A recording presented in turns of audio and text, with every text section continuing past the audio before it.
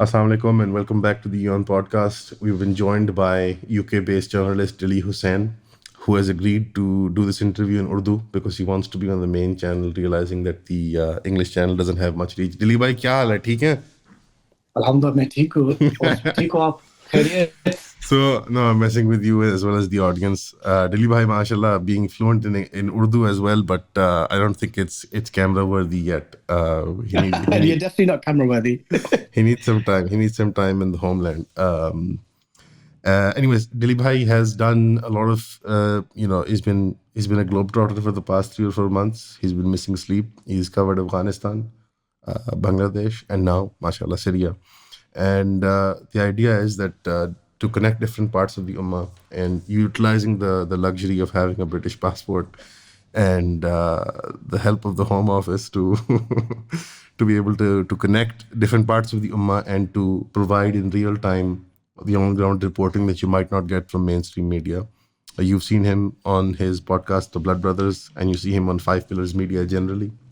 Dilip, how are you doing? And how's the last 3 or 4 months been?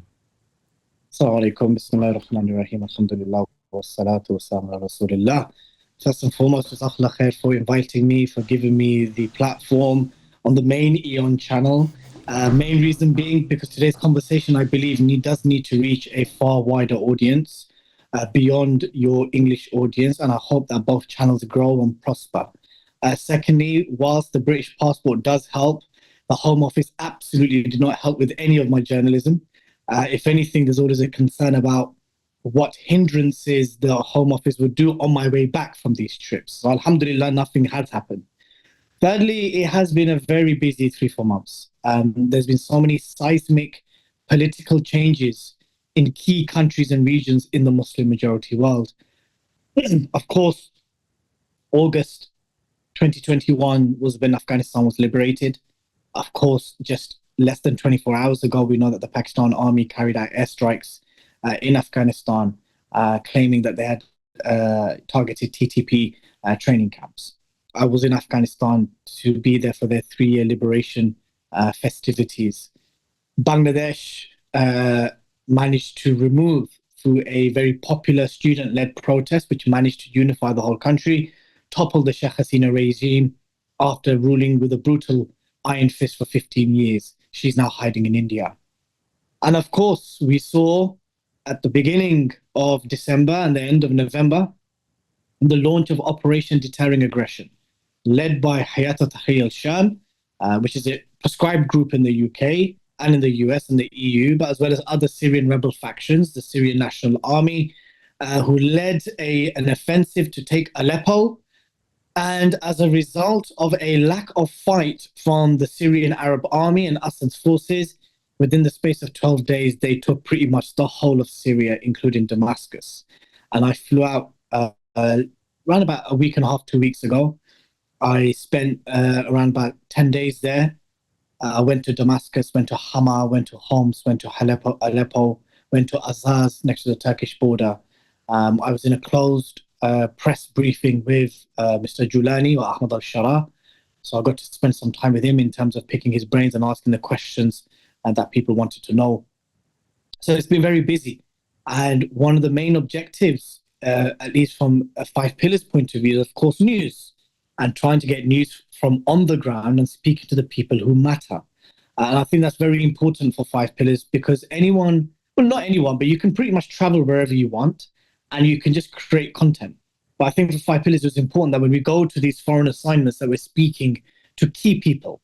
So, for example, in Afghanistan, I spoke to the spokesman of the Ministry of Foreign Affairs, Abdul Kahar Balki. I spoke to Zabiullah Mujahid, who's the official spokesman of Hibbatullah Akhundzada. When I went to Bangladesh, I spoke to Shafiqul Alam, the press secretary and the media representative of the interim government. And of course, this time round, I spoke to Obaida Arnaut, the head of the political bureau and the official spokesman of the transitional government, and of course, Julani, the acting president and the de facto leader of Syria.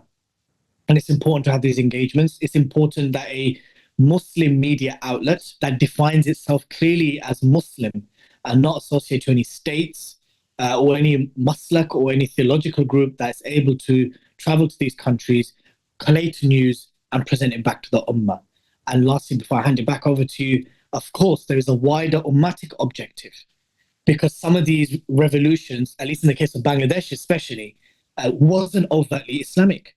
The objectives of a particular protest or uprising or revolution isn't necessarily Islamic, but that doesn't necessarily mean that Islamic players can't play a role in the narrative building in the post-regime period. So that's very important in trying to connect the dots in these different countries and trying to at least, inshallah, contribute towards a more of a ummatic narrative in the future building of these countries. Right, fair enough. I mean, we get a lot of biased media from the liberal media or from conservative media in the West, and then you have smaller country or sect affiliated, like you said, news platforms, and you don't get the sort of the human perspective, the more on ground perspective that you might provide.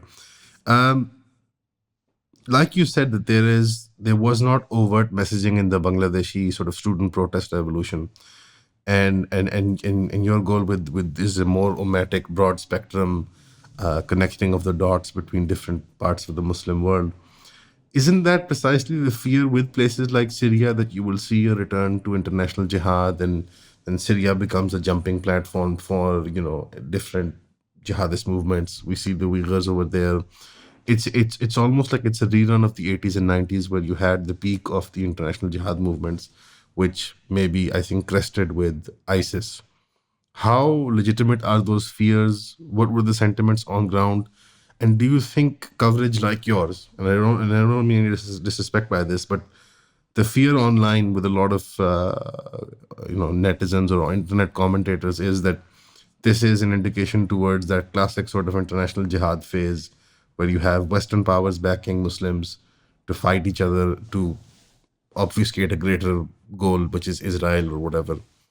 Do you see a lot of that on ground when you went there? What did you see when you met with Jolani or Ahmed al-Shara? So there's a couple of parts of your question. Let me address the first one. Foreign fighters in Syria isn't a recent phenomenon.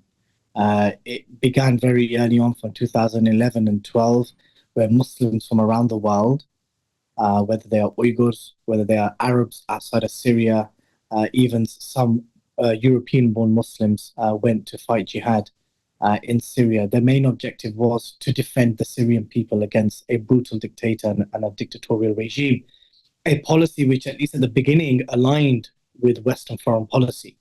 At least in 2011, 12, and up to 13, Western governments, in their own ways, were funding and supporting certain rebel factions that they believed would play a bigger role if and when Bashar fell. So I don't think Syria has become a breeding ground for international jihad. I think it was kind of already that. But I don't like these jingoistic terms. And the reason why I don't like these jingoistic terms is because it depicts for the rest of the world a particular type of framing, a framing which is centered around terrorism, security threats. It brings back the fears of 9/11 and so forth. When in reality, what it actually was is that most of the fighters that went to Syria to fight with the rebel factions, their main objective was simply to defend the Syrian people against a brutal regime. Now, people may say, well, why didn't they go to Egypt? Why didn't they go to Libya? Some did go to Libya. Why didn't they go to this country or that country? Well, we know that what Syria means to the Muslims. We know that what Bilad al-Sham means from an eschatological point of view. We know that there will be great wars towards the end of times. We know what the Masjid al-Umawi could represent towards the end of times prophecies. So there was all of this. There was also the sectarian undercurrent and fears that with the introduction and the presence of Iranian militias, Hezbollah, Shia mercenaries from Pakistan and Afghanistan, that the Sunnis, at least in Syria, felt that there was an existential threat against them. So that was not a secret. That was always the case very early on.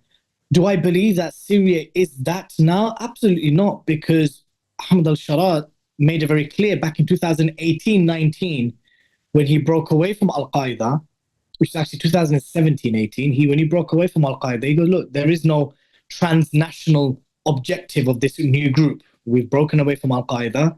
We have no kind of desire to establish an expansionist caliphate. Our objective is solely focused on Syria.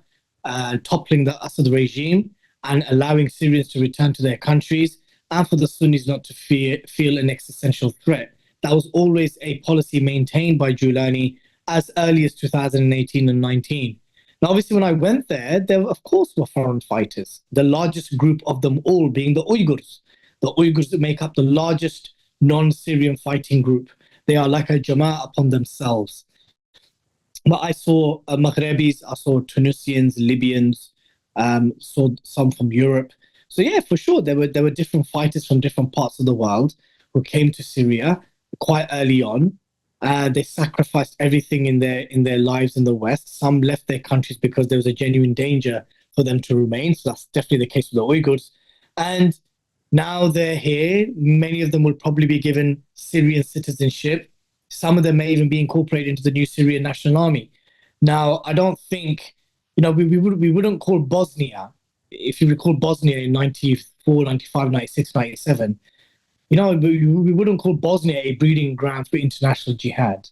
We wouldn't call Afghanistan in the first Afghan war against the Russians a breeding ground for the first, for the international jihad. Just that phraseology is problematic. It's problematic because it's from a Western American neocon framing that when Muslims from outside of the conflict zone come to this country to help the oppressed, that all of a sudden this is a breeding ground for terrorism. Because to say that somewhere is a breeding ground for international jihad, ultimately what you're saying is people are being trained here to commit terrorist acts once that said country's war is done and over. So I didn't get that feeling. The initial feeling that I got when I landed in Damascus was that people were jubilant. People were happy. I was there at the first Jum'ah in Masjid Umawi. People were excited. They were so happy. I've never seen foreign fighters being approached by locals, including Christian women, giving them roses, giving them bakhlawa, congratulating them, thanking them. I have never seen an appreciation of jihadists like this before. If anything, I would go as far as to say that Mr. al-Shara has kind of made jihadis the new sexy brand in Syria. I'm just going to be honest. It's cool now to be, quote unquote, a jihadi in Syria because these are the guys who fought Bashar and these are the guys who liberated our towns and cities. Some of these guys have been here since 2011, 12, and 13. Some of them don't have fingers and hands and eyes, and literally the sacrifices that they've made for Syria is visible in their physical appearance. So therefore, even that viral clip of that girl who wanted to take a photo with Giuliani, and he just politely told her to put something on her head. She willingly complied, and afterwards she defended it. She goes, "I wanted a picture with Mr. Al-Giulani. His request was that I just cover my hair, and I did it." In a similar way, if someone wanted to take a photo with me, I would kindly request X, Y, and Z, and there'd be no issue. And wherever I walked in Damascus, and then in Homs and Hama and Halab, all I saw was Syrians of all walks of life, men and women, Muslims and non-Muslims, just taking photos with fighters and giving them roses and bakhlawa. And I'm literally not even like painting this or over-exaggerating it. It's what I saw. Now, does that necessarily mean that the Syrian people want a Syria that is shaped by the ideology of the fighters? That's a different conversation. That's a different discussion. Because the groups that were involved in Operation Deterring Aggression, of course, Hayat Tahrir al-Sham and the groups that fell under its umbrella led the offensive, were the most ferocious and successful in the battles and in the land that was gained from the regime. But there were other players. We had the Syrian National Army. The Syrian National Army are basically Syrians that are backed and funded by Turkey. They are from the north. They man that buffer zone region between the Turkish areas and in Syria and Turkey, or Kurdish predominant areas. They are entirely funded and armed by the Turks. You have the southern rebel commands who are trained, funded, and linked to the US via Jordan and the UAE. And then you've got more homogenous groups that aren't really affiliated to any of the big groups. But what happened during Operation Deterring Aggression is that when HTS led the offensive and took Aleppo with very little fight, they thought, why not go for Hama? Why not go for Homs? And whilst there were little skirmishes and there were some fights and there were some attempts by the regime to carry out airstrikes, they were simply overwhelmed at the speed at which the Syrian rebels were advancing. They also activated sleeper cells in many of these cities. So as a result of the success of the rebel groups led by HTS, people are happy. Syrians are happy. They're over the moon that they don't have to live under a brutal dictator who basically made Syria a narco police state inherited by his father. But does that necessarily mean that they want a Syria that's shaped by the ideology of the fighters? We'll discuss that in this interview.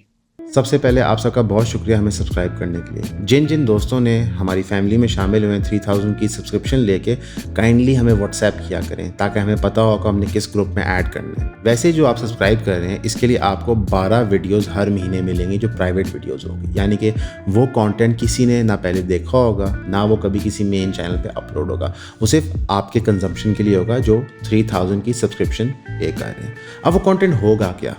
उसमें आपको life stories पता चलेंगी, कुछ philosophical ideas discuss होंगे, कुछ particular incidents होते हैं जिसकी वजह से चैनल्स डिमोनेटाइज हो जाते हैं, वो ग्रेट डिटेल में डिस्कस होंगे. कुछ आपके साथ कंटेंट शेयर किया जाएगा जो अवेलेबल नहीं है आम पब्लिक को और जो पब्लिकली उस तरह शेयर भी नहीं हो सकता. मोस्टली चीज़ें एजुकेशन रिलेटेड होंगी, हर चीज़ का कोई लेसन होगा पीछे, लेकिन ज़्यादा से ज़्यादा इसको आप सब्सक्राइब करें ताकि आप हमारे काम को सपोर्ट कर सकें. तो प्लीज़ हमें सब्सक्राइब करें, 3000 रुपीज़ भेजें, व्हाट्सएप करें और ईऑन फैमिली का हिस्सा बनें. Thank you. Right. Well put, I think. But there is an element of any sort of Islamic movement or any sort of revolutionary or rebellious movement within the Muslim world where they're damned if they do and damned if they don't. What do I mean by this? Yes. So if they're not if they are expansionary, let's say, then you're an ISIS, you're a jihadi, you're this, that, and the other. If they're not, which is more often the case, which is because people don't want to manage borders beyond their, ethnic, cultural limitations. Oh, you've been caught by the trap of nationalism. These guys are working with the CIA. And so what is the way forward? Because when you recognize the borders that, in the 18th and 19th century that we've been, put down, cultural borders, that some of them a lot of them don't make any sense. But at the same time, doesn't make sense. Sykes-Picot doesn't make sense. But at the same time, there's a lot of logistical and administrative realities that have now come up in the modern world because of those borders, which are fully part of the fabric of what we are experiencing as reality.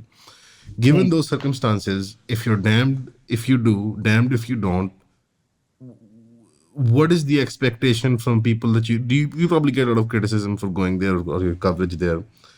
What do you think is the appropriate response to this kind of attitude where you can't really please any of the audiences, any of the spectators, because everything you do now in life is a spectator sport because of the internet and the way everyone is interacting in real time.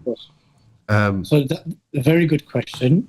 Do you want to add to it? Because you asked about what about which hands were involved, were the West involved, and could they be a part of this wider agenda of NATO and Greater Israel? And number two, is the leadership's aims expansionist, transnational, or is it just for Syria? Is there anything else? No, that's it. So let's deal with the first point. The first point, that talking point is generally uttered and parroted by a particular group of people who come from the left, right, or left-leaning, anti-imperialists, right? The same people that say that the Uyghur cultural genocide in China is an American plot, and I know you have many of them in Pakistan, that it is a NATO plot, a NATO agenda to destabilize China, yada, yada, yada, are the same people that will say that the entire Syrian revolution and the Arab Spring was a CIA plot to do a great reset in the region and to reinstall new stooges and new regimes for the betterment and advancement of Israel. If you want to subscribe to that worldview, by all means, go for it. But also do not be offended when people think that you're a tinfoil hat McTanky, that you are just basically a conspiracy theorist, because there could be some truth. There could be some truth that America or the West could be involved in what took place, but in what capacity? And is it the case that Russia has never dealt with America, or Iran has never dealt with America? How about the multiple meetings and very warm and cordial meetings that the Iran had with Trump in the Trump administration? How about the fact that Iran worked with the US very closely in Iraq for fighting ISIS? How about the fact that Iran is now working with pro-US elements in Syria as we speak right now in the form of the Syrian Democratic Forces, the Kurdish forces? So I don't like this kind of purist, either you are with the NATO-led imperialists for the objective of greater Israel, or you're the anti-imperialist axis of resistance guys. I simply don't accept that binary worldview. It takes away agency from the Muslims. It takes away agency from revolutionaries. It takes away agency from the general awam who simply don't want to live under oppression and tyranny. So my response to those who say that this is a NATO-led project for the objective of greater Israel, well, present your proofs. If that is the case, only time will tell. The rebel factions themselves, primarily HTS, have maintained that there has been no foreign hand in Operation Deterring Aggression. But on the side of the Syrian National Army, of course the Turks were involved. And if the Turks were involved, who are members of NATO, then no doubt there would have been some communication and some assurances or possibly even deals that were made. We simply don't know. Time will tell. I'm not ruling it out. But what I'm saying is that we shouldn't be so binary and conclusive in either camp. We cannot say that the Syrian Revolution and the Arab Spring broadly was a Western CIA plot to destabilize the region, to remove leaders that had basically surpassed their expiry date, to reinstall new stooges to continue America's hegemonic rule in the region. I think that's a very lazy argument. A more nuanced argument would be that America, being the leading superpower of the world, generally has its tentacles of influence in most, if not all, Muslim majority countries. And that if it seeks an opportunity during elections, during a popular revolution, that it will naturally want to steer the said event so it favors their position and policies in the region. That is a more nuanced approach, and I would even agree to that. Nor would I turn around and say that those who have supported the Syrian revolution and the rebel factions are agents, they are US agents. Quite frankly, just to make such a conclusion in the absence of evidence is a problem. And nor do I believe that if you supported the Syrian revolution and genuinely happy for the Syrian people, that somehow you've betrayed the Palestinian cause or that you've weakened the axis of resistance. There's a whole conversation about the Iranian-led axis of resistance. If Iranian forces were in Syria, how come it didn't prevent a genocide in Gaza? Assad regime had all those weapon stockpiles, including chemical weapons, a naval fleet, key missiles. He's had that all the time. How come none of them were used for the sake of Palestine? How come Israel never bombed those key weapon stockpiles during Assad? But as soon as the Islamist jihadis come into power, Israel's now bombing all these key strategic heavy weaponry. These are all genuine questions that we need to ask. I think we need to move away from this very lazy kind of either you're an American NATO-led agent stooge who's serving the interests of Israel, or you're on the other side and you're a great anti-imperialist who's opposing American hegemony in the region. Those people on that side tend to forget about the blood on Russia's hands or the kind of economic slavery that China imposes on its Muslim client states. There just needs to be a semblance of balance. Now, on the second point about what is the agenda or objective of the Syrian rebel groups, primarily HTS. Look, bro, whether it's the Durand line or the Sykes-Picot line, I don't think there's any kind of great disagreement amongst Muslims of these areas where these artificial colonial European-made borders are there. I don't think there's a disagreement about how before these borders, relationships with different people and different cultures were far more synergetic. They were far more natural. And what these borders have done is that they've created boundaries where there were no boundaries between families and tribes and people that were essentially one people. And no doubt there are movements and have been movements since very early on in the 20th century to do away with these borders. And you're absolutely correct. If you vocalize any kind of expansionist agenda beyond your said nation-state borders, you will be accused of being an international jihadist group, an ISIS type, and so forth. But that said, make no mistake, from my interactions from Syrians on the ground, fighters and everyday civilians, they don't see their struggle any different to that of the Palestinians, who they see as their cousins and their people and their family. and they don't see the people of Lebanon any different, or the 60% of Jordan's population that are Palestinians. These are the people of Bilad al-Sham. The Prophet ﷺ spoke highly of them, praised them, gave them many barakah. When people talk about Asham, we automatically think just Palestine or Jerusalem. No, Bilad al-Sham includes Syria, it includes Lebanon, it includes parts of Jordan. And the people and that region are blessed, and great things will happen from that region. Whether it happens in our lifetime or not is a completely different conversation. Now, back to what HTS's objectives are in terms of governance. One of the questions I asked Ahmed al-Shara is, what will be the new moral basis of Syria? Because in France, the burqa is banned. The burqa is banned because it's underpinned by a certain secular framework and moral basis. In England, you can't walk, I literally said this, in England, you can't walk naked on the streets because they also have a particular red line that's underpinned by their morals. What will be the new moral basis of the new Syria? And Ahmed al-Shara basically said that yes, every country has a moral basis which is reflected in its constitution. We are yet to form the new constitution, but I can assure you and the world, and Syrians especially, that the new constitution will be reflective of the Syrian people's religion, tradition, customs, and ways. Now, you can take that from one perspective and think, okay, well, considering Syria is majority Sunni, but not majority in the way Pakistan or Bangladesh or Indonesia is. It's majority in the sense that it's like 70 to 75%, not 90 plus or 95 plus. Does it mean that there will be a clear, overt kind of inclusion of Islam and Islamic frameworks in the constitution, or does it mean that it will be reflective of all the different racial and religious groups, which will include the Alawites, where Bashar al-Assad came from, the Druze, the Christians, and so forth? In terms of the actual laws, Jeremy Bowen from BBC asked Ahmed al-Shara, what about alcohol? And Ahmed al-Shara could have said yes, but he said, no, it's on the law, it's on the new lawmakers to decide what role alcohol has. So I don't think for now there's any indication that if the HTS-led transitional government wants to implement Islam, whatever that means, I don't think it's there for anywhere beyond the Syrian borders. I think it is a project just for Syria, and even then they have their own multitude of challenges about how are you going to implement Sharia in the whole of Syria. Because remember, they come from Idlib. Idlib is already an Islamic enclave. If you go to Idlib, you would think to yourself that you are in a very religious, either Saudi back in the 90s, or even a bit less, but like Afghanistan.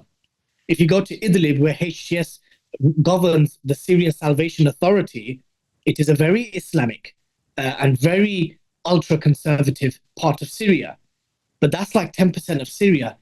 Do they envision or envisage themselves the whole of Syria like that? I don't think they can. I don't think they will. That's why there's a new conversation taking place, which I was present and privy to, and that is, will the old Ottoman millet system work? The millet system, for your viewers and listeners who don't know what it is grounded upon Quran and Sunnah.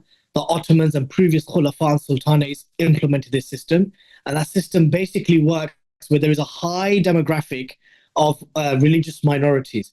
So the millet system basically means that the Christians would be allowed to drink their alcohol, to celebrate their Christmas, to have their discos and clubs, to do whatever it is that they want to do according to their religion, laws, customs. They can even arbitrate within civil matters according to their own laws, but also have the option to refer back to the central government. But those things that are allowed in the Christian areas cannot be brought into communal areas or Muslim majority areas. That has worked successfully in the Balkans. It's worked successfully in Sham during the Ottoman period. Basically, it's semi-autonomy to religious minorities. Obviously, before it was Ahl al-Dhimmi or Ahl al-Kitab. They can do what they want in their areas, in their quarters, in their villages, in their towns. Just don't bring that stuff into communal areas or Muslim majority areas. Govern according to your own laws and customs, but you have the option to refer back to the central government. This is a conversation that's taking place. Also, that is a kind of neo-Ottoman millet system. Is that the only way that we can deal with the melting pot that Syria is? But in terms of any kind of expansionist aspirations of the current government, I didn't see any of that.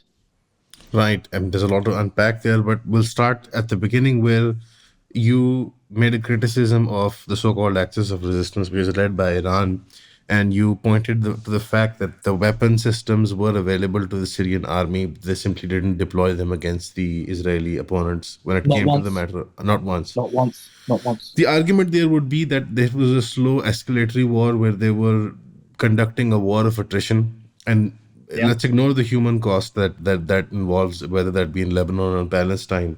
But the argument was that they were doing a very successful war of attrition campaign where they were slowly bleeding Israel out from different sources. And the reason why they didn't, on the escalation ladder, push it beyond a certain red line, they would allow Israel to push that red line every time, where Israel would be the escalatory force, is because they were playing the international law game, right? They were doing a very controlled sort of demolition of the Israeli state. And now, Do you believe that to be the case? Do you, as a host of this show, do you believe there's truth to that? but that's the argument. Come on. How much are we gonna do the 4D, 5D chess thing? No one's denying. But by the way, I wasn't necessarily criticizing the axis of resistance. I'm criticizing those who believe unequivocally, unquestionably, that this axis of resistance was the only source for the Muslim Ummah to bring down Israel. That's what I disagree with.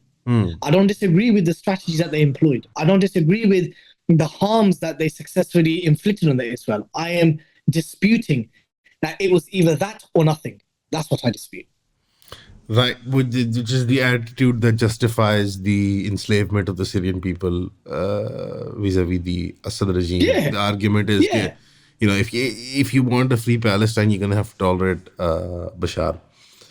Yes. No, but the weapons in question, for example, and Israel's attitude right after the Syrian revolution has been conducted in the past month. They've ramped up bombings. They've targeted military infrastructure. And they've also started to widen the so-called buffer zone. That raises the question that their attitude is undeterred, because there is no coherent statement from the HTS or from the new Syrian management, which is a serious Agreed. complaint, which is a valid Agreed. complaint when the axis of resistance types criticize the revolution as a CIA coup for a greater Israel project. Have they given any response to that when you asked them that, or did any of the journalists ask them that? I mean, bro, I looked into Giuliani's eyes and I asked him squarely, Israel is bombing Syria as we speak. Why was there a delay in acknowledging this, and why the inaction? I also asked Obeida Arnaut, you can find these interviews on the 5 Pillars YouTube channel. I asked him, I said, why the inaction? Why the delay in even acknowledging it? And both the answers were the same. Number one, going to war with Israel is not a priority right now. Number two, national unity and securing the lands that we've just got and got from the regime is a priority. Number three, we are dealing now with the return of tens and thousands of refugees from Turkey and Lebanon. What are they coming back to? We are dealing with a country that is 60 to 70% in rubble. So, we've been seeing in the last 14 months, the state of Gaza. Wallahi, brothers and sisters, 60 to 70% of Syria already looks like Gaza. So what they're saying is that we're dealing with a multitude of issues. And for us right now, going to war with Israel isn't one of them. Now, that's what they told me, so I'm conveying this back to you all. Do I believe that was an adequate and sufficient response? No, I don't. My heart did not feel content. Putting the journalist cap aside, if there was one frustration that I came back from Syria with, it was that, okay, TK, fine. We're not expecting you to march to Quds with the black flags and conquer Jerusalem. Okay. But the words of criticism, the rhetoric could be a bit more scathing. It could be a bit more assertive, because the way they're currently going, they do run the risk of fulfilling these conspiracies or claims that this was a CIA-backed coup to allow Israel to weaken the military infrastructure of Syria so they can make more incursions and expand more land. So I came back from Syria with some frustration with regards to this. I felt that the rhetoric wasn't strong enough. I felt that the position against Israel wasn't assertive enough, and that whilst people can appreciate that, yes, after a 13-year war, 600,000 people killed, 12 million people displaced, most of the country decimated and in rubble, sanctions in place, so many challenges. I get that people can understand that you're not going to march to Quds to liberate Al-Aqsa. But the rhetoric, the assertion, the anti-Israel positioning has to be made clear, and we are yet to see that in any unequivocal terms from the transitional government, and that is a tad disheartening. It could be concerning for many, and understandably so. But those are the reasons they presented. They said that, quite frankly, when you're facing with these things, that we are now in control of 80% of Syria. The whole of Syria has not even been swept of Shabiha, Assad loyalists, Kurdish snipers, booby traps, minefields that the regime has left as a kind of fighting last breath, a bitter kind of fighting last breath before we sweep the whole country. We've got tens and thousands of refugees returning from Turkey and Beqa in Lebanon. How are we going to deal with this? What are they returning to? They're returning from one refugee camp to basically their homes, which are in rubble. So we're going to have more refugee camps now. Who's going to provide security for these returning Syrians? We've still got skirmishes and fights happening with the Kurds in the east of the country. So there's all of these challenges. And just yesterday, we saw pro-Iranian elements and Assad loyalists causing sectarian strife and civil unrest in areas in Homs, in Tartus, in Latakia. And given that challenge, how are we supposed to prioritize Israel?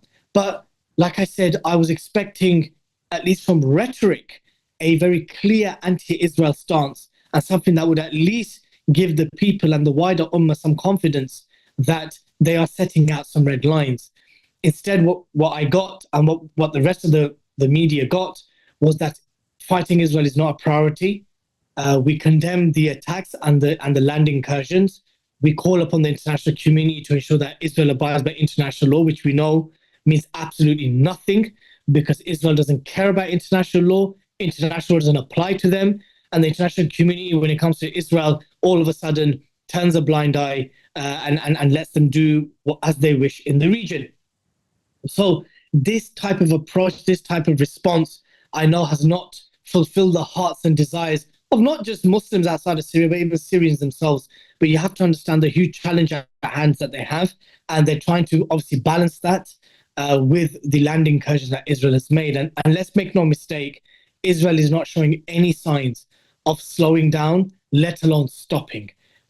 They are 22 to 25 kilometers south of Damascus in the area of Daraa. They've taken Mount Hermon. They've gone beyond the buffer zone, borderline in the Golan Heights. So this is very alarming and very concerning. Now, one camp would argue, but this was the plan all along. Don't you get it? Israel was going to bomb the military infrastructure of Syria, make it a weak state so it can make further land incursions, and it now has yet another weak, toothless Arab neighbor. The other argument is, hold on here, if they really saw Syria as this threat, then they would have bombed these stockpiles at the very beginning during Assad's leadership. No, but the argument would be that would escalate the conflict to a scale where Israel was not suited for that kind of open conflict. If they were to target an established regime's military infrastructure. Okay, bro. I mean, let's be honest about it. Where did Israel assassinate Iranian officials and diplomats and ambassadors? They done it in the heart of Damascus. Israel, when it wants to, has bombed Syria. Obviously, more so in the last 14 months before Bashar fell. They were taking out Iranian officials in the heart of Damascus. Did Bashar ever respond? No, he didn't respond once. So there is an argument to be presented. Yes, they might have not wanted an open war with Syria under Bashar, but it's not as if they've never bombed them. In the last 14 months, we've seen repeated attacks on key locations in Syria, but with no response from Bashar. And let's be honest, if these weapon stockpiles were such a huge threat under Bashar, then Israel would have found ways in the last 30, 40 years to remove them. So those are the two arguments. Argument number one, from the anti-imperialists and the supporters of Iran and so forth is that this was the plan all along, that, you know, Bashar would be toppled. Iran's only land route to Lebanon, right, via Quneitra, or always forget how to pronounce the name. It starts with Q. It's basically the city that links Lebanon through to Syria, through to Iran. Quneitra. That land route's now gone. So Iran no longer has direct access to Lebanon via that land route. So to take that out, to take out these key land routes and these key positions was exactly what the whole idea was. The other side will argue, no, because if Bashar was really a threat all these years, these weapon stockpiles would have been taken out then. The very fact that he possessed them and Israel did absolutely nothing. And Israel, in the last 14 months since Gaza kicked off, was assassinating Iranian officials, did bomb the Iranian consulate in Damascus, was bombing certain key locations with weapon stockpiles, not as much as now. So those are the two arguments, and I think the truth could be somewhere in between. Right. But at the same time, you see the problem is pretty real when you have all these disparate populations and people returning to basically a big refugee camp. Like you said, 70% of Syria does look like basically Gaza, just rubble It does. and its destroyed cities. You mentioned earlier that Assad loyalists and minority groups there's been troubles, right? And we saw the incident with the Christmas trees. Some foreign fighters, they destroyed the Christmas trees. A recent video also came up where an Alawi shrine was destroyed, and now there's some sectarian strife in the new Syria. You characterize them as Assad loyalists. Do you think that there is an element of power politics using the minority card happening in Syria right now? Because the HTS is desperate to suppress and sort of quickly apologize and handle these things very diplomatically. You know, people misunderstand Syria in the sense that they believe that the sectarian element started with the revolution. People forget that Hafiz al-Assad made the Syria a sectarian regime. He appointed Alawites in the most senior positions in the military, in the air force, in the intelligence services, in the police, in the mukhabarat, in civil service, and only those non-Alawites that were entirely loyal to him and his regime and the Ba'ath Party were then given certain positions. It was the Assads that made Syria into a sectarian hotbed.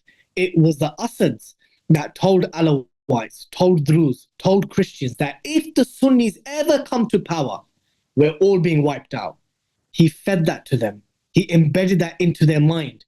He made it synonymous with his regime. He was the Assad regime, father and son, basically projected themselves to Syria that we are from the minority and we are the only ones who can protect the minorities from this wild, terroristic, extreme, radical Sunni majority. Hence why we saw the 1982 Hama massacre, where 40,000 Sunnis were killed in 27 days. And what was the justification? We're going there to fight Ikhwan al-Muslimin. The 1982 Hama, I invite anyone to just have a cursory look into that event. And that is a reflection of the Assad regime. Now, moving forward now to what's been happening in recent events, the desecration of an Alawite shrine is an incident that took place early on in December during the taking of Aleppo. That video resurfaced recently to spark tensions amongst the Alawite communities. The taking down and the desecration of a Christmas tree, the transitional government have said that this was Assad loyalists pretending to be rebel fighters to stoke fear amongst the Christians. Hence why there was a very immediate coming out and condemnation and clarification from the transitional government. So yes, there are attempts right now by pro-Iranian elements, as well as the remnants of Shabiha and Assad loyalists that are going to try and stoke sectarian and internal strife in the hope that they can either resuscitate the Assad regime or at the very least carve out their respective areas, whether it's Tartus, Latakia, some parts of the countryside of Homs, as their kind of enclave where it wouldn't be liberated or free or it would be autonomous from the transitional government. And we saw that in the last 24 to 36 hours. Does that mean that amongst the ranks of the rebel fighters, that there aren't certain hardliners that would take such approaches, where they would happily smash down Christmas trees and level graves and stuff like this? Yes, there are.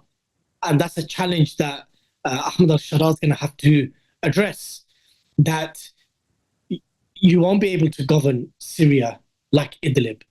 Idlib is very different to Syria.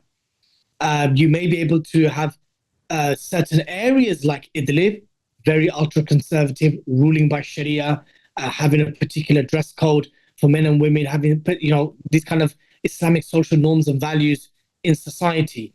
But you're going to have hardliners who are not going to take too well to Christmas trees, who are not going to take too well to Christian processions, who are not going to take too well to Shia processions, who are not going to take too well to shrines being built on top of graves. And that's a challenge that he's going to have to deal with. But it's a challenge that he has been trying to deal with since he broke away from Al-Qaeda. So yes, I'm not even denying that there's going to be hardliners who are going to have very, dare I say, when I say extreme, I'm not talking about from a Western counter and extremism point of view. I'm talking from the perspective of ghulu, from the Islamic perspective, that those who are not going to take too well and too nicely to the expression of minorities and their religious practices. That's something he's going to have to deal with. But the Christmas tree incident, it is yet not, it's not concluded who did it. Was it a rebel fighter, or was it Assad groups, loyalist groups pretending to be rebel fighters to cause fitna and fasad? The desecration of the shrine did happen, but it happened earlier on this month. But the video only resurfaced in the last 24 hours, which then sparked protests in some of these areas. And again, look, we are discussing the very challenges that one would then understand why fighting Israel at this given time isn't a priority for the transitional government. Whether you accept that argument or not, and whether you accept the merit of that argument or not, but there has to be certain nuances you have to accept. This revolution or civil war was 13 years.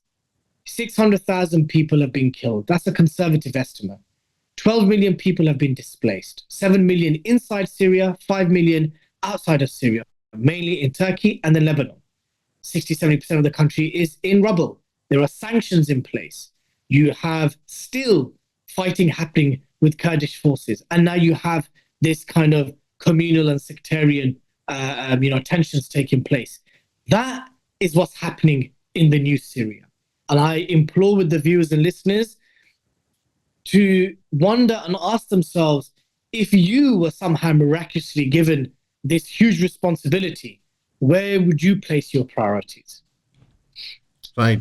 Like you mentioned, that there's still Assad loyalist groups that are trying to create chaos and to carve out these little buffer zones, as is with these kinds of war zones, that you can carve out little territories. There is speak of a counter-revolution as well. And Iran's involvement is still a potential. You had some statements given by the Khamenei, the supreme leader, telling the youth to stand resolute against chaos and oppression and this sort of posturing.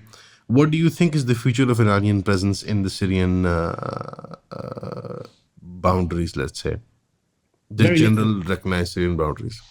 I mean, if the current transitional government headed by HTS assume power, or their political representations assume power, I don't see any kind of meaningful future for Iran on the ground from a military point of view. The Iranian chapter is done. Syrians are sick of Iran. Syrian Sunnis and Christians are sick of Iran.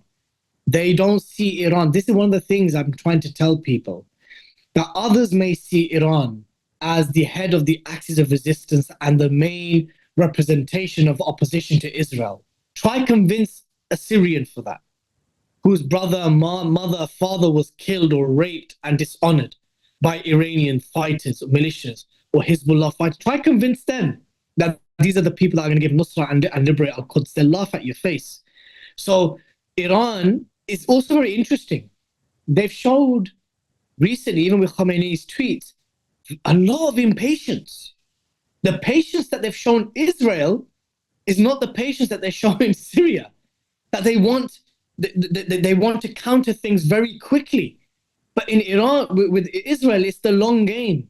is the ever so long game. But with Syria, they seem to not want to even give it a month or two before they start calculating how a successful counter-revolution would even look like.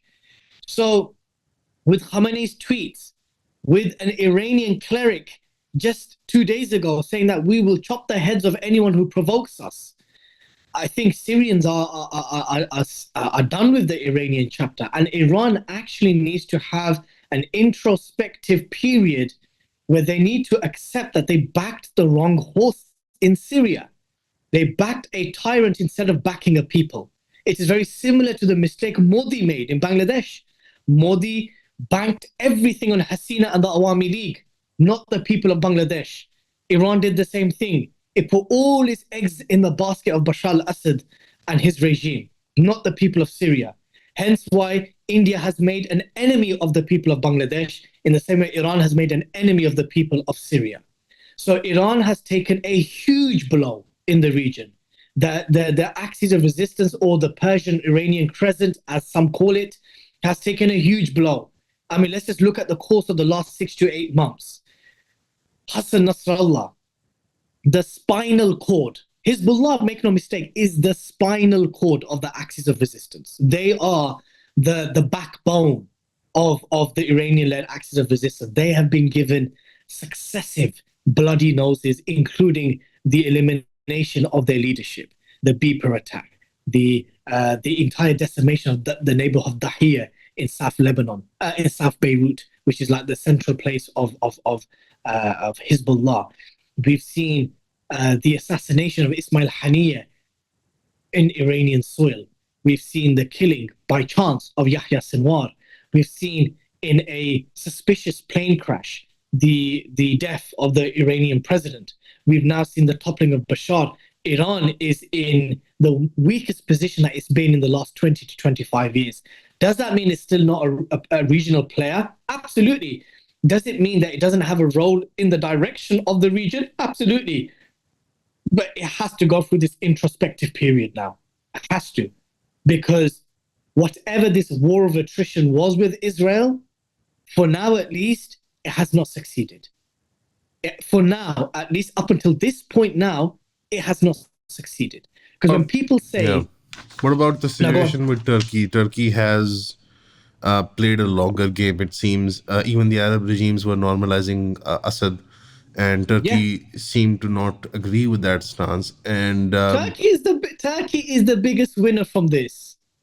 Turkey, if you talk about external players, and you want to talk about who's done well and who's not done well from this Syrian situation and from the toppling of Bashar, Turkey.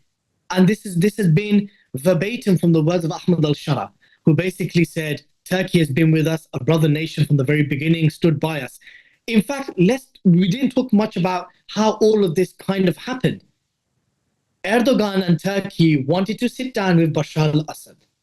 Bashar al-Assad did not want to sit down with Turkey because he was being welcomed by the Arab League. He was being welcomed by Mohammed bin Zayed. He was being welcomed by Mohammed bin Salman. He was being welcomed by all the Arab League leaders, to the extent that many of these Gulf states told the revolutionary leaders that this fight is done.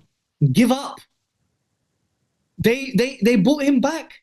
After expelling him and isolating, they brought Bashar al-Assad back. Bashar al-Assad thought he was at the brink of victory and being reintegrated back into the wider Arab family. Who needs Turkey? Turkey told Russia, listen, we need to sit down. We need to sit down. Russia wasn't having any of it. Russia, but then also was saying that, look, maybe you need to sit down with Turkey. Bashar al-Assad was refusing to sit down with Turkey. And in that time, over the course of 2019 to 2024, the rebel factions, primarily HTS, but others, were arming, preparing, were basically manufacturing homemade produced UAVs and drones like the Shaheen drones and other weaponry. They were becoming more trained, more methodical, learning from the mistakes of previous fights, unifying their ranks, learning from the various engagements from urban warfare, guerrilla warfare, hybrid warfare, the battles that they won, the battles that they lost with Hezbollah, against the Iranian militias. That 4 years was preparing for what took place. I remember that The plan was always to just take Aleppo. It wasn't to take the whole country. But the very fact that the Syrian Arab army collapsed in the way that it did, and the Iranians and the Russians refused to intervene and send more reinforcements, and the Syrian rebels made no mistake, they've made no secret that we absolutely timed Operation Deterring Aggression a day after the ceasefire was agreed with Hezbollah. Russia was stretched out in Ukraine. Iran had been given multiple bloody noses through its conflict with Israel. Hezbollah was also severely weakened by its war with Israel. Yes, we chose this time, and in the 4 years we were preparing. Turkey now enjoys the what's the word I'm looking for? Turkey now enjoys the kudos and the power leverage over Syria now, because they supported the Syrian rebel factions, primarily the Syrian National Army, from the very beginning. Do we see a new sort of alliance forming in Syria between NATO / the Americans, Turkey, and Russia? This is like a wild one that you hear online, but there's some evidence to show it that there is a new normal for Syria that the Russians and Turks want to agree with the Americans on, because the American administration, as it's coming up, the Trump administration wants to resolve the situation in the Ukraine and wants to have friendly ties with Russia because they want to focus on the Chinese existential threat that they view, which is a security threat that the American establishment presents. The Trump administration, clearly, their forward ambassador Tucker Carlson has been multiple times to Russia to play the diplomat on their part, and it's quite clear that they want to have a certain amount of stability all the way up till the Chinese border. Do we see a new normal with the Russians and the Turks working with the new government, and maybe even the Americans potentially? Is that why maybe the HTS is so careful with their stance on Israel? There could be truth to that, absolutely, because let's make no mistake, the number one political objective for the US in the Middle East is the preservation of Israel. That thing has never changed. That's a constant. So any emerging state that threatens the stability and the existence of Israel is a problem for the US. Now, lest we forget, Saddam was America's man. He fought Iran for 8-9 years. And when his rhetoric and his policy changed towards Israel, we saw what happened. And we've seen that when Arab or Muslim countries that begin with either a neutral or passive position towards Israel and then start shifting or pivoting in years ahead, that's when we start seeing invasions and destabilization and sanctions. Could this be the new normal? Possibly. But I will say this. There is a debate happening and considerations happening whether Russian bases should even remain in Syria. You'd think that after 7 years of decimating Syria, killing thousands of Syrians, that Syrians would want Russia out at the drop of a hat. But here we are, with their bases still intact, and debates and discussions and dialogue happening about whether those Russian bases could remain and what strategic benefit the presence of these bases would give to Syria. And I'm sure Turkey is using that as a bargaining political leverage with Russia. No doubt, Turkey will play a key role in the rearmament of Syria with its new modern drone warfare and other weaponry. No doubt, Turkey will play a key role in securing the border and the buffer zones in the predominantly Kurdish areas. Does this mean that this is the new normal, where Turkey, NATO, America, and Russia will kind of have to get along in Syria for the greater objective of countering China and bringing Ukraine to an end? Possibly. Did Russia make some kind of concession in Syria so that it will be able to keep the lands that it's taken and currently occupying in Ukraine? Very likely. Because let's be honest, how invested was Russia in Syria in comparison to Ukraine? No, its priority is in Ukraine, but its presence in the Mediterranean was a counter to the US in that key strategic location. Is it the new normal? It's too early to say, but the signs are definitely there that indicate that the dialogue and discussions are taking place between Russia, the US, Turkey, and the current transitional government with regards to the future of Russian bases in the region. What military role will Turkey play in the future of this transitional phase? Because right now, there are even talks about bringing Turkish forces into mainland Syria, well into the heartlands of Syria, to kind of quell any internal threats, especially from the Kurds. There are discussions taking place that will it be the Russians or the Turks that actually man the buffer zone in the Golan Heights. All this is being negotiated, all this is being discussed, and only time will tell. I'm not going to rule out that there could be a deal that's made between the transitional government, Turkey, Russia, and NATO with regards to Russian bases and the buffer zone with regards to Golan Heights. But it's too early to tell. I'm finding it very difficult, but then again, who am I? But I know many Syrians will find it very difficult to have Russian bases stay in their country after liberation, considering that it was actually Russia that decimated most of their country and killed tens of thousands of Syrians.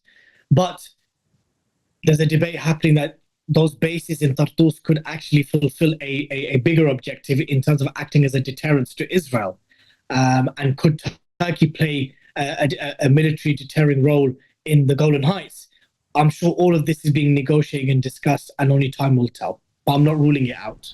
I follow a brother who's been there for some years now, over 10 years. His name is Abdul Samad Daghul. This brother here, and he's talking literally.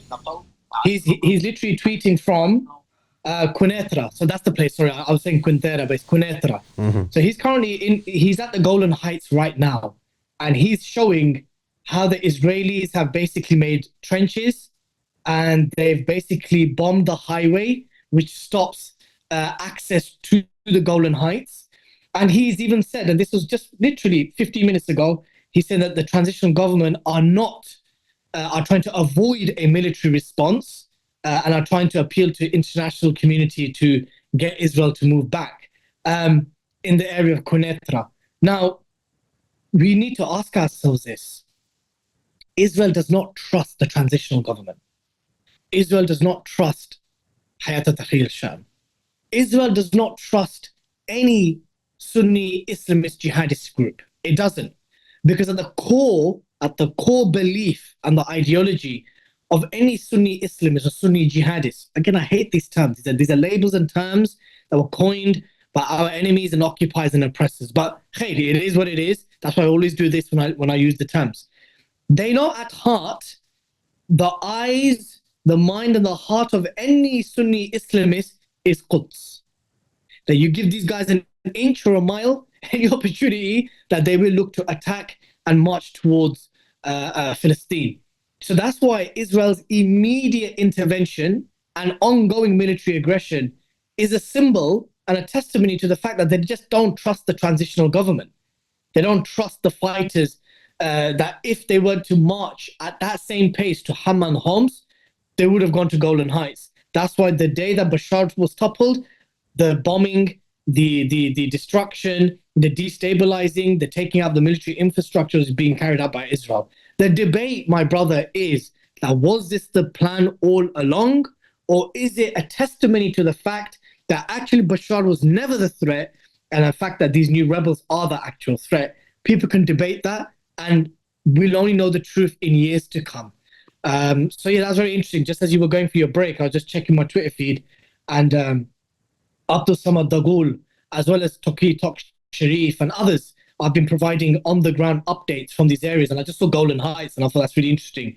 And Israel is there. Israel is, as we speak, in the mainlands of Syria, in Quneitra, in next to Saf al-Dar'a. Did you or any of the journalists challenge Jolani and push back on the idea? Because Israel is clearly not even the Israel of the 70s, which it was somewhat obedient to international law. And that Israel in the here and now, especially, which is in its purest form of Zionist ideology, is not going to obey international law, is not going to recognize any borders. It has this religious, zealous sort of desire to make this greater Israel. Was any of this posed to leadership and asked about that your approach to this is not going to work? An Al Jazeera journalist asked him that. So loads of journalists in the closed meeting that we had with Mr. Ahmed al-Shara, there was 5 pillars: Al Jazeera, TRT, Sunday Times, France 24, Wall Street Journal, New York Times. These 7 media outlets were there. So all the NATO allies were there. Yeah, except for five pillars. Except for 5 pillars. So those 7 outlets were there. And when the conversation of Israel came How'd up, you get in, by the way? That's such a Al Jazeera, TRT, France 24, and 5 pillars. That's I think, look, I mean, I had some contacts on the ground that I was working on. I also appealed that, look, there's only so much of the Western media you can appeal to. What about the Muslims in the West? What about the English-speaking Muslims? What about the Muslim diaspora who make up large swathes of key positions in the West, who have been advocating for Syria for 13 years? Are you just going to ignore this demographic? On the one hand, you give so much izzah and maqam to foreign fighters that have done X, Y, and Z for Syria. What about the Muslims of the West who have also supported Syria? So I use these kind of leverage points. And obviously, they also have followed that I have been to Afghanistan, I have been to Bangladesh, that I've had very notable engagement with Piers Morgan and other things. So they saw strategic value in having me included in this. So yeah, I was a bit surprised, but I wasn't entirely surprised. I mean, it wasn't like, oh, New York Times are here. Oh, wow. I actually asked the most questions compared to everyone else. Everyone asked either 1 question or 2 questions. I asked Mr. Shara 4 questions. It wasn't as if that I was treated as, or 5 pillars were treated as some kind of lower, insignificant outlet. If anything, we were probably given equal, if not more. Yep. Also, before the audience decides to kill me, what was the answer to the question that Al Jazeera asked? So they basically said, so Al Jazeera basically asked that question, that look, you're not dealing with the Israel of the 70s. You're not dealing with an Israel that appears to even care about international law. What makes you think that the international community are going to be able to push them back when they've not been able to get them to do anything in Gaza? And Al Jazeera journalist asked that. And it reverted back to the initial answer, is that what is the alternative? Is the alternative that we fight? Is the alternative that we allocate manpower and fighters and resources in Golan Heights? If in the same breath you are saying that look at the decimation Israel has done to Gaza, are you now asking the Syrian people to enter this phase when we've just had some breathing space? So it kind of always reverts back to that it is not a priority for us now to have an open war with Israel, that we want to appeal to the international community to get them to abide by international law. So it's always this reversion back to that. It was always a reversion back to, what do you want us to do? Do you want us to fight Israel? If in the same breath you are saying that this is what Israel's done to Gaza, and this is the state of Syria, do you now want us to be the second Gaza? That wherever 20-30% of Syria remains intact, do you want them to come and decimate that as well and create more refugees? It seemed that there was a reversion back to that. And that's the response that they got, that we all got. What was the most sort of the thing that for the audience, especially, and I'm not saying that people shouldn't go see your stuff. I mean, they will, inshallah. But for people too lazy to open up or something that you haven't published or don't intend to publish, what was the most insane observation from the discussion with Jolani or from any of the senior management or with the Syrian people? What was the last sort of impression? Because I do want to ask some questions about Bangladesh and Afghanistan after this. Okay, 2 things, which was the first thing, which was somewhat of a pleasant surprise, was how consistently the leadership were on protecting, celebrating, and safeguarding the foreign fighters. I was so surprised by that. I was expecting maybe some skepticism, or maybe they would have to do X, Y, and Z to attain citizenship and this and that. But no, both Ahmed al-Shara and Obaida Arnaout and everyone else that I spoke to off camera were pretty much consistently, there was a consensus that these foreigners that have come to Syria, that fought Bashar, and they have settled here, they've married here, that they will be integrated into Syrian society. They are part of Syrian society already, and they have sacrificed their lives, their blood, their wealth for the Syrian people.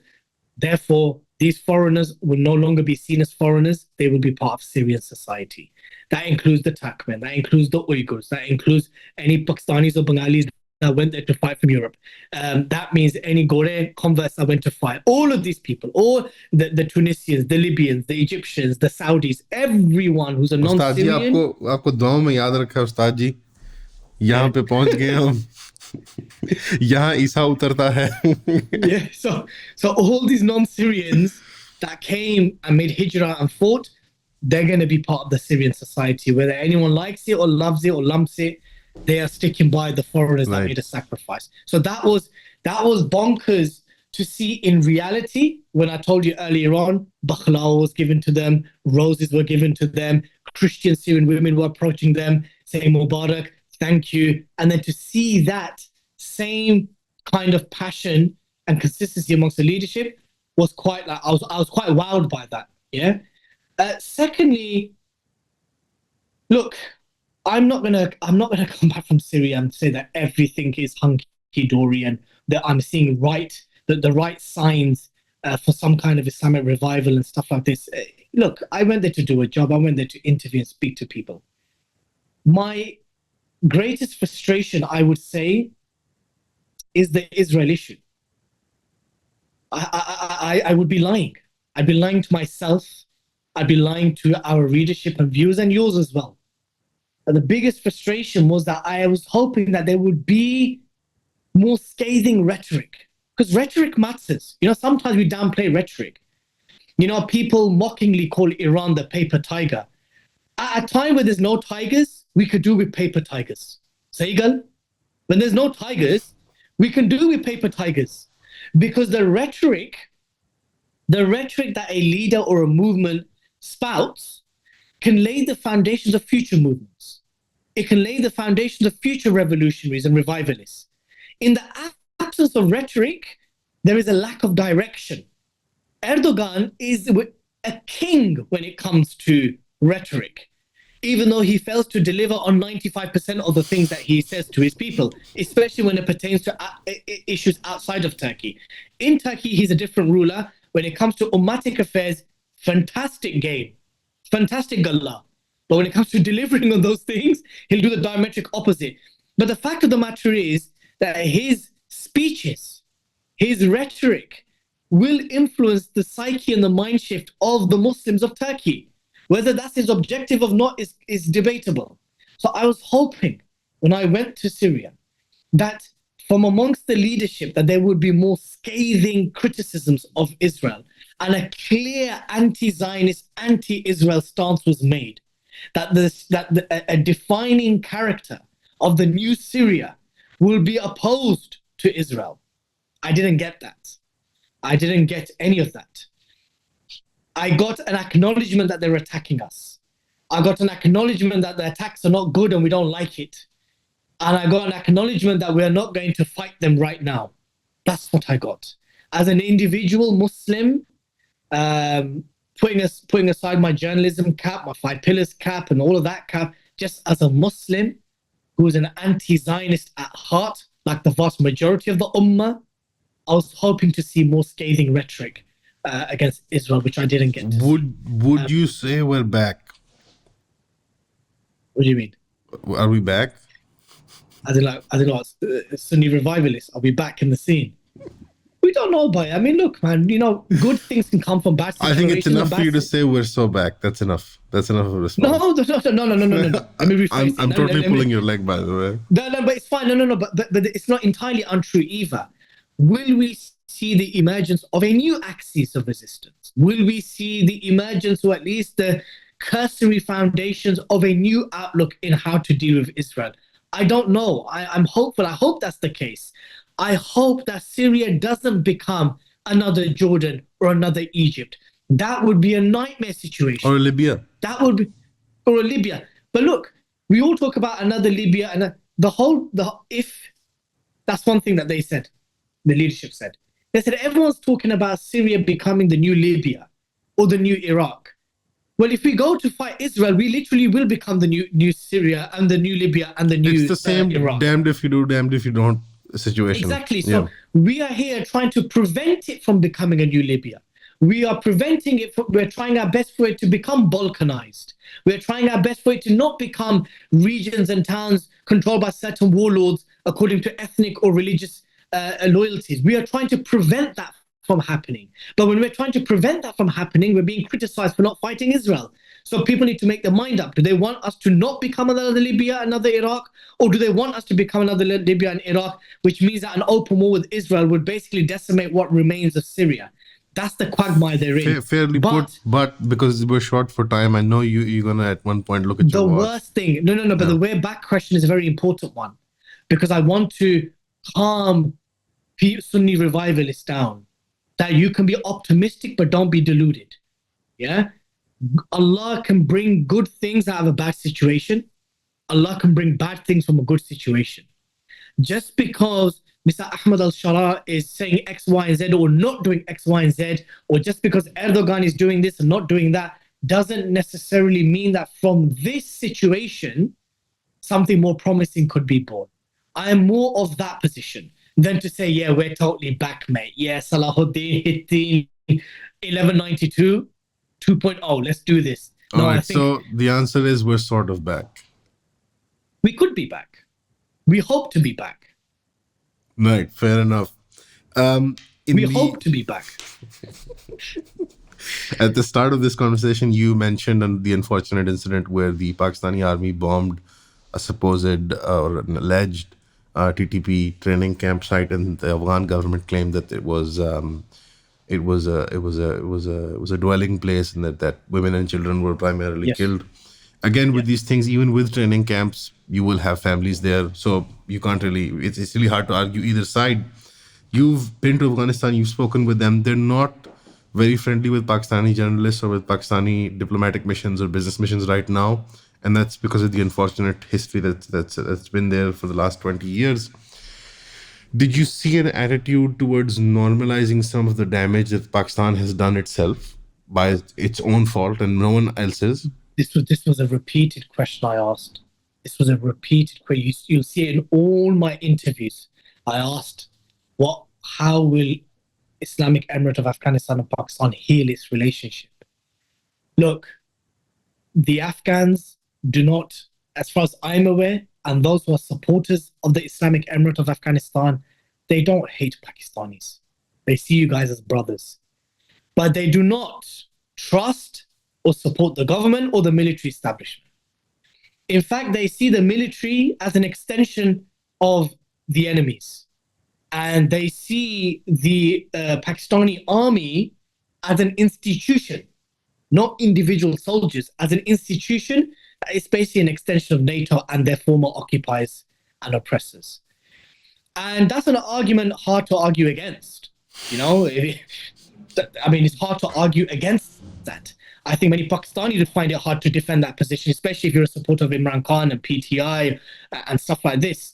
It'll be hard-pressed to argue that Pakistan's military establishment is entirely autonomous, entirely independent of any interference from the US and any other foreign external players, but primarily the US.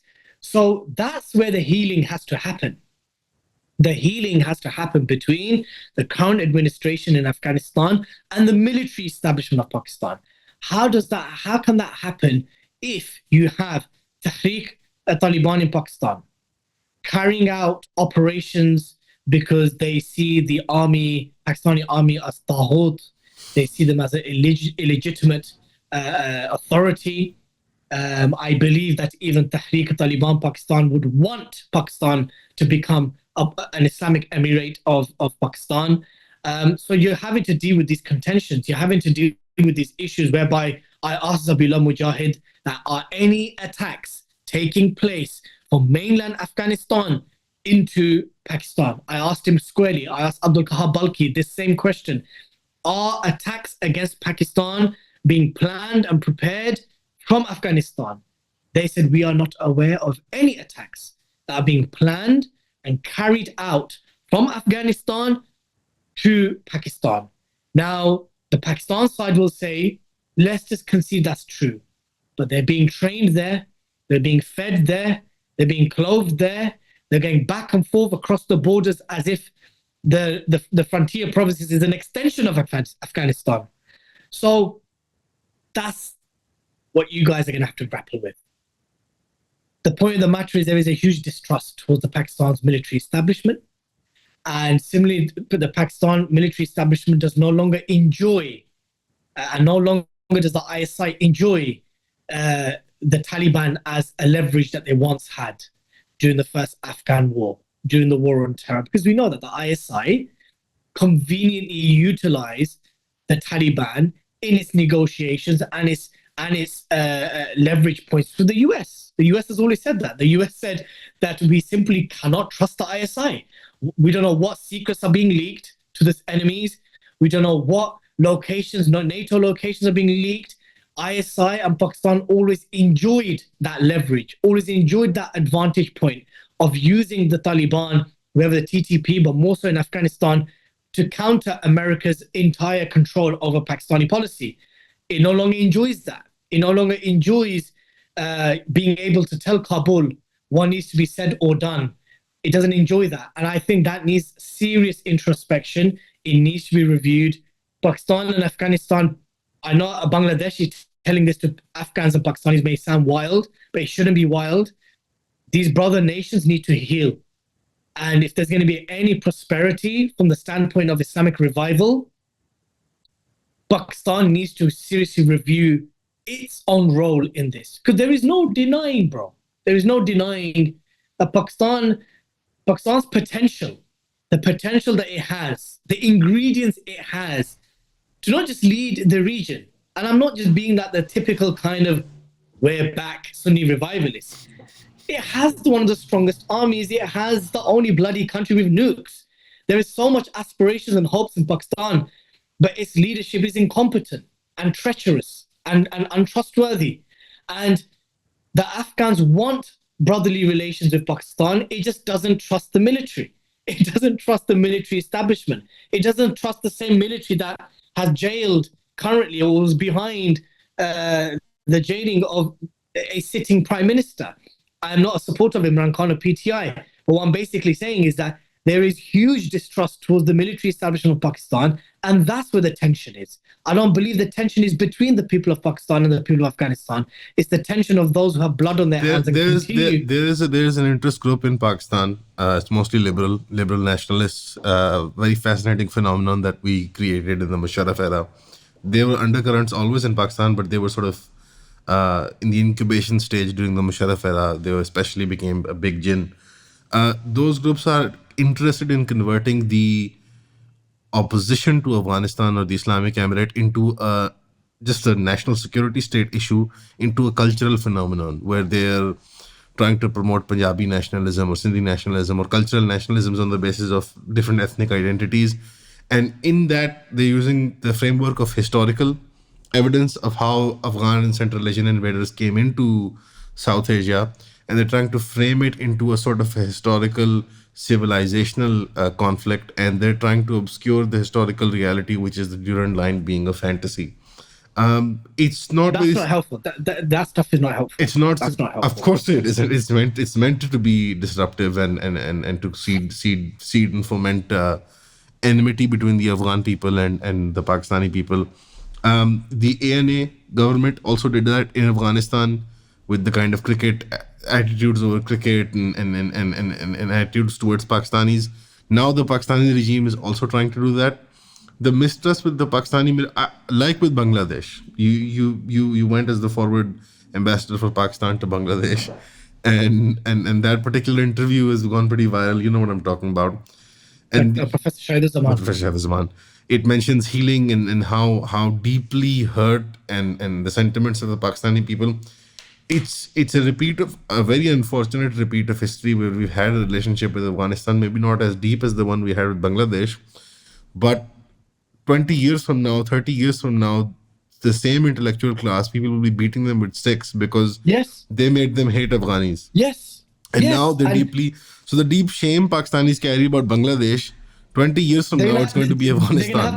They're going to have the same thing. And wallahi, I wrote about this. I wrote about this in 2017 for a newspaper in Pakistan called Pakistan Today. It was an English newspaper. And I said that Pakistan needs to stop making the mistakes of 71 in other areas. Do you want to be in a position where 20, 30 years where your intellectuals are basically apologetic, for the mistakes of their forefathers? Look, I'm not one to hold Pakistanis responsible for the crime of 71. It's unjust and un-Islamic, yeah? But there needs to be introspection amongst Pakistan. Pakistan has the potential, has the ingredients to lead the region, but not under its current leadership. It makes too many blunders and very bloody blunders that cost lives, which then results in 10, 20 years of apologizing, self-flagellating. You can just do without. Look, Bangladesh and Pakistan are now healing, alhamdulillah. And I pray to Allah subhanahu wa ta'ala that permeates to something more meaningful.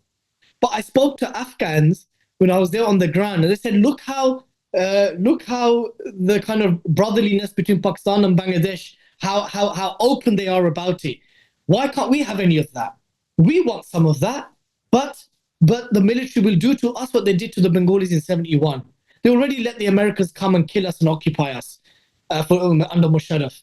And I bet you any money in 2030, they said the same thing. They said the same thing, that we want brotherly relations with our brothers in Pakistan. We don't trust the military.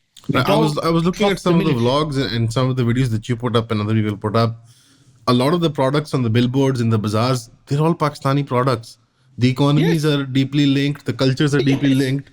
Everybody, everybody on a weekend out, they want to drive up to Peshawar. They want to have chapli kebabs. They want to have beef pulao.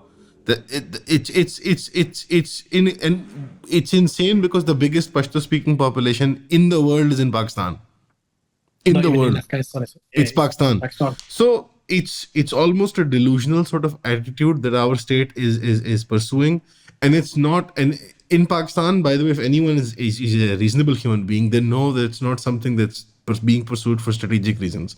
It's individual utility because the leadership is deeply corrupt. It's very heavily invested in the Western world financially. Yep. Their kids are in the World Bank. Their kids are working at the UN. Their kids go to Cambridge and Oxford and Harvard and Yale and whatever.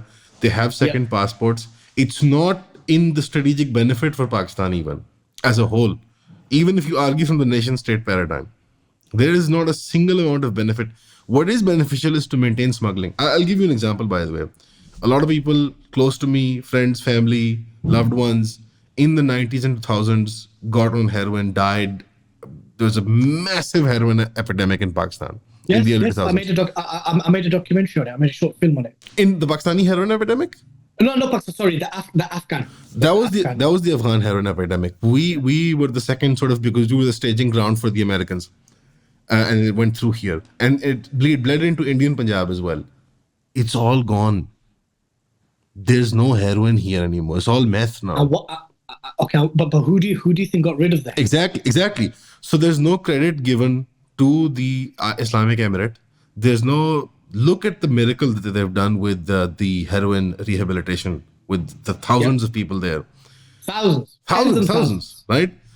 Almost look like prison camps. Honestly, it was terrifying. The big camps that they made. Have you seen my short film? I've seen the film. I thought we did one on Pakistan as well. That's why I was So we had a huge heroin epidemic. The thing is, the heroin trade, gun smuggling, gun running, or even just like oil, ghee, biscuits, candy, juice, everything is smuggled through Pakistan and Afghanistan. The security state helps finance itself and its operations through these kinds of things. It's good that it's illegal. Smuggling is good for the state. That's why it maintains this attitude. If all of this trade became normalized with Afghanistan, people would be getting fat, not the state, not state apparatus. People would be making money.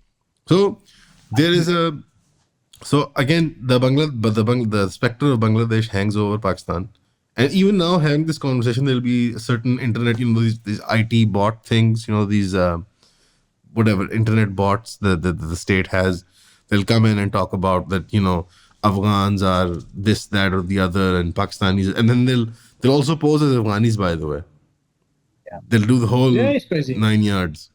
Namak Haram, Bengalan, we have all the bots saying the same thing. The point of the matter is, it actually makes more geopolitical sense for Pakistan to have brotherly nations with Afghanistan than it does with Bangladesh from a geopolitical point of view. Even more so, Of course, even more so because of the border that it shares. Of course, Bangladesh and Pakistan's history is unique because they were brother nations, part of one nation, part of the one nation setup. And for sure, like, I pray to Allah subhanahu wa ta'ala that Bangladesh in the years to come does come to some kind of nuclear deterrence pact with Pakistan. I think that will help Pakistan immensely also to counter India in the region. But I found it hard for an average Afghan on the road to curse a Pakistani. Qasam chana, wallahi. I couldn't find a single Afghan to curse Pakistan. They cursed the army though. It's very unfortunate because it's the same military that helped the Afghan people at one point, and because of their policies of their successors, they've forgotten that era. Yes. They've forgotten the Cold War, first Afghan jihad era. And by the way, just for the audience, this is not on them. This is on us. Yeah. This is on us. They're talking about the post-Musharraf period. Yes. And obviously the ongoing operations in the tribal areas, the drone attacks, allowing the Americans to drone attacks and stuff like that. So, I mean, look, we all need to work towards healing. And Pakistan, I pray to Allah subhanahu wa ta'ala that if there are any sincerity amongst any of the leadership, that you don't want to keep repeating this problem of going into conflicts and killing your brothers based on ethnic lines and tribal lines, because there's already an agenda that people want for Pakistan, and that's Pakistan to also be balkanized. Hence, we have the Baluchistan movement and this movement and that movement.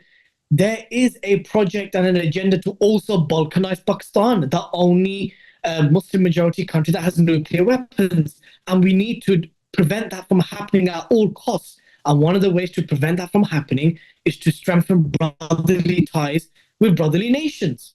And Afghanistan, historically, at least in the last 100 years, with the exception to the war on terror, has generally been a brother nation of Pakistan. So we need to work towards that. Afghanistan is the only way out.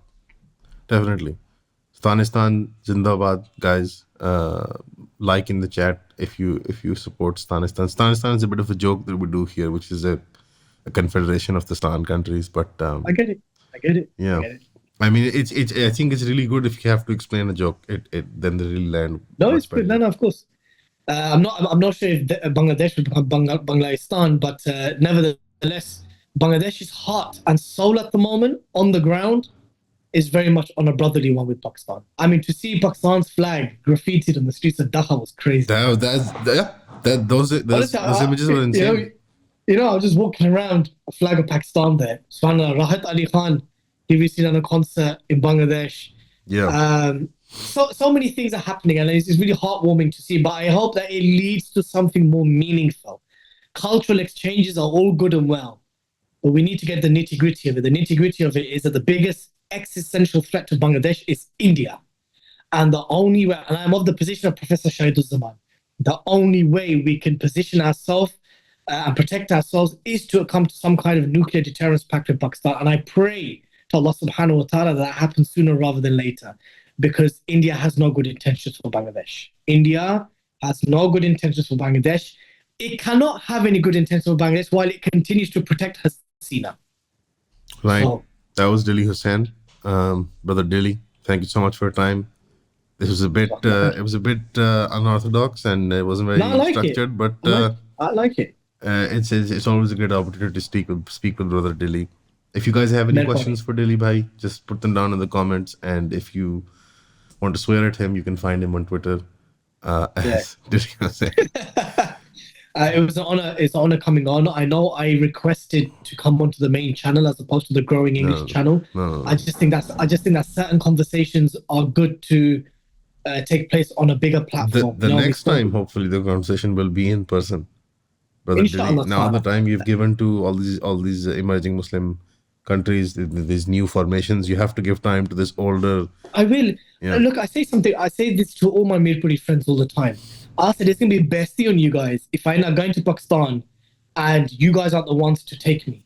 They said to me, look, number one, none of us got married back home. Usually, you go back home with the barat if they get married, but they didn't. They all got married in the UK.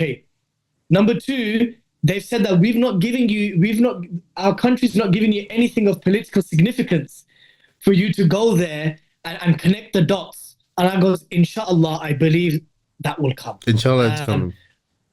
Inshallah, it's coming. And again, I don't see Pakistan as a country that requires, and I mean this honestly, I don't see Pakistan as a country that I need invitation to.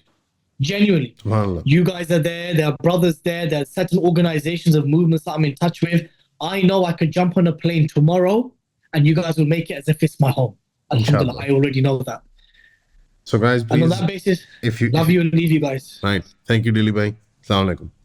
Wa alaikum assalam wa rahmatullah.